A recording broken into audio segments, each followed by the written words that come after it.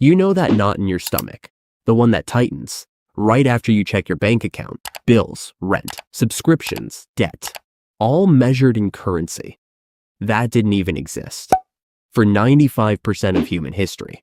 And sometimes it's worth pausing to really let that sink in. We've built an entire world around money.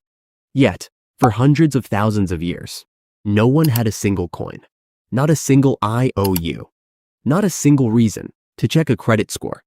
So, what did they have instead, and why did it work for so long? The answer, it turns out, is hiding in plain sight, in the daily lives of the few hunter-gatherer groups that still carry the old rhythms. Anthropologist Richard Lee, who spent years among the Jews/Huansi of the Kalahari, noticed something that completely flipped economics on its head. He called it demand sharing. If you walked into camp carrying meat, everyone saw it. Everyone expected a piece. And if you tried to keep it all for yourself, you weren't just being rude, you were breaking the most fundamental law of human survival. Because in a world without police, without courts, without written contracts, your only safety net was one simple question. Would these people share with you when you were hungry? So sharing wasn't generosity.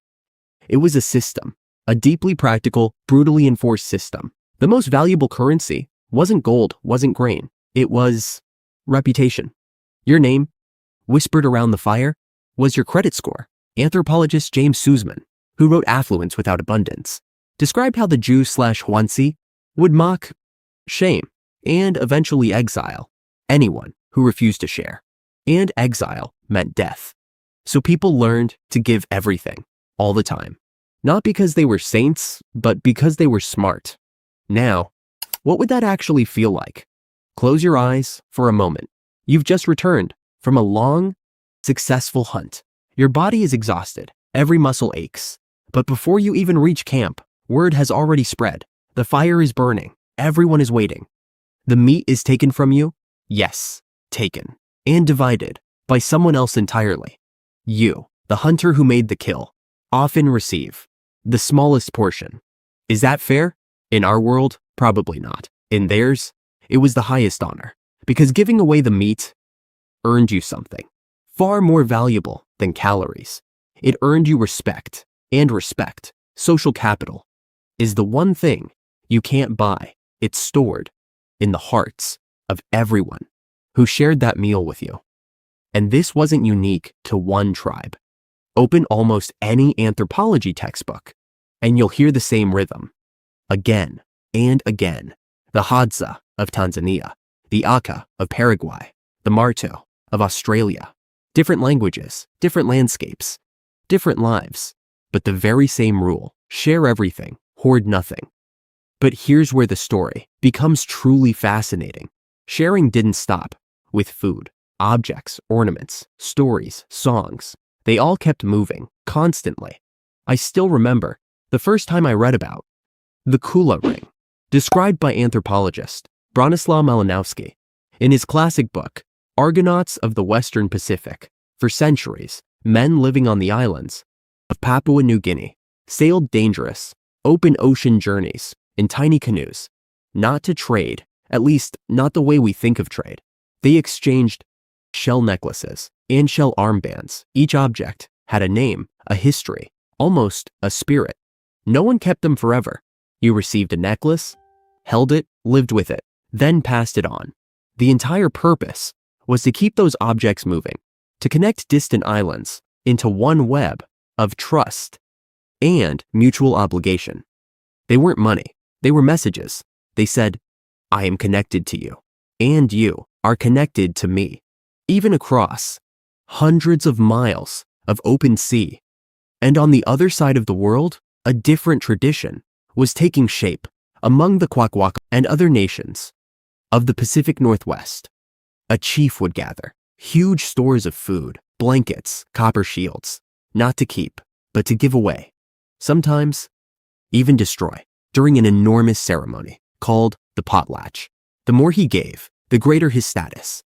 If another chief received those gifts, he was now in debt, and the only way to restore his honor was to host an even bigger potlatch, and give away even more. Wealth was never about keeping. It was about giving. The richest person was simply the one who could give away the most. Now hold those two images side by side. A Kwakwaka'wakw chief burning his most valuable possessions to prove his power, and a young Wall Street trader checking a portfolio. On a smartphone, one world creates value by giving wealth away, the other by collecting more of it. Which one actually makes more sense? For most of human history, I think it was the first. And the evidence doesn't stop with anthropology.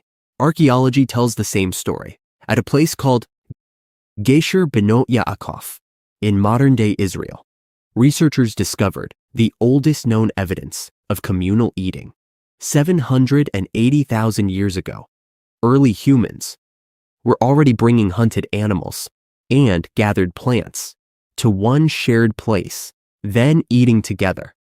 That's hundreds of thousands of years before our own species even existed. Sharing isn't something humans invented. It's something we evolved from. So, what changed? What finally broke this ancient economy of generosity? One word: agriculture. Around 10,000 years ago, people living in the Fertile Crescent began planting seeds, storing surplus food, settling permanently. And surplus changed everything. For the very first time, you could own more than you actually needed. And if you owned more, you could control other people. The skeletons of those earliest farmers tell the story clearly. They worked harder, they ate worse, and they died younger than the hunter-gatherers who came before them. Anthropologist Marshall Solins, in his famous book, Stone Age Economics, called hunter-gatherers the original affluent society, not because they owned lots of things, but because their needs were small and their community ensured no one was left behind. Then came cities, then taxes, then coins.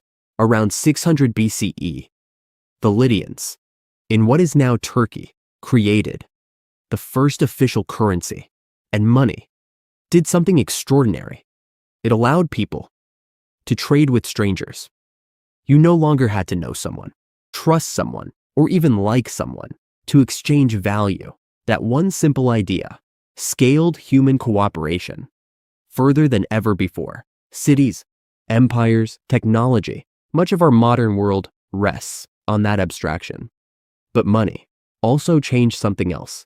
It made relationships optional. Before money, if you needed something, you needed your community. After money, you could buy food, buy shelter, buy entertainment, and never speak to another person. The web of mutual obligation that held our ancestors together slowly began to disappear. I think a lot of the loneliness and anxiety that follows modern life isn't a personal failure. It's history, still echoing inside us. We're living in bodies that evolved to share meat around a fire while surviving inside an economy where every interaction has a price. And then we wonder why something feels missing. So, what do we do? With all of this, I can't abandon money. I've got bills too, but I can remember that before money, there was community. And maybe, in small ways, I can build a little of that back. Share a meal, give, without keeping score, trust. That generosity returns, not as a transaction, but as a life. Because for 300,000 years, that's exactly how humans survived. And somewhere, deep inside our bones, I think we still remember.